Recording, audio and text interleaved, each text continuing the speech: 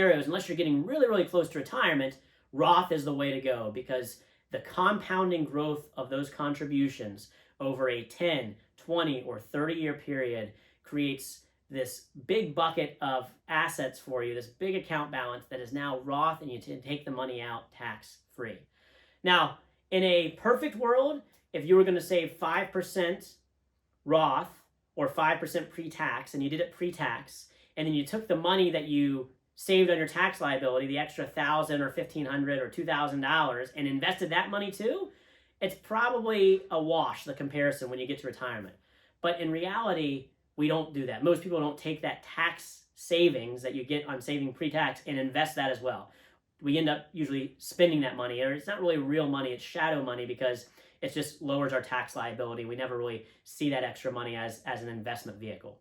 So with that kind of behavioral approach to how we save and invest, I am a big believer that Roth makes sense, and many more of us should be saving Roth in our 401k or 403b accounts.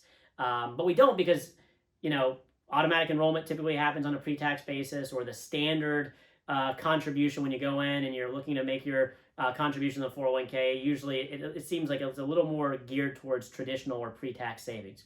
So my takeaway from this session is revisit your own financial picture and explore if saving Roth and paying the tax today would benefit you 10, 20, or 30 years down the road to have that tax-free money in retirement. In most cases, it does.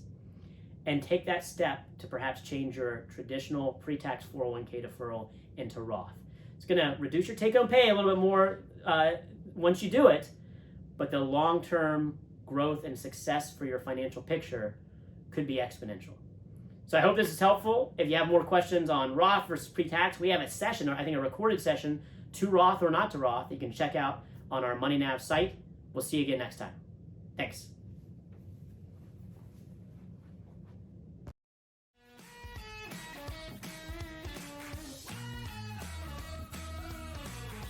Hey, this is Alex with AFS 401k. It's episode number 67 of Money Hacks. Today's topic is decluttering your financial life.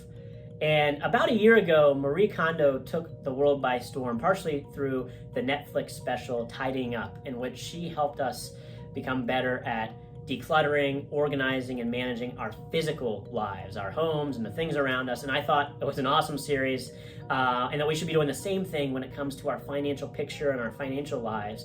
So we're actually putting together a workshop for the companies and organizations we serve as fiduciary consultants on how to maintain, manage, and organize your financial records and your financial life. And I thought I'd share 3 tips that I learned as I worked with CFP and CPA experts on our team and around the industry in putting together this workshop. So the first tip is managing and organizing your financial records and understanding how long you should be keeping these records.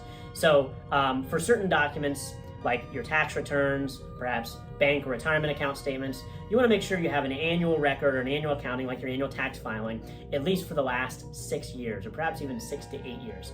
And for things like tax returns, that would include supporting documentation of any adjustments or deductions that you're taking on your tax returns.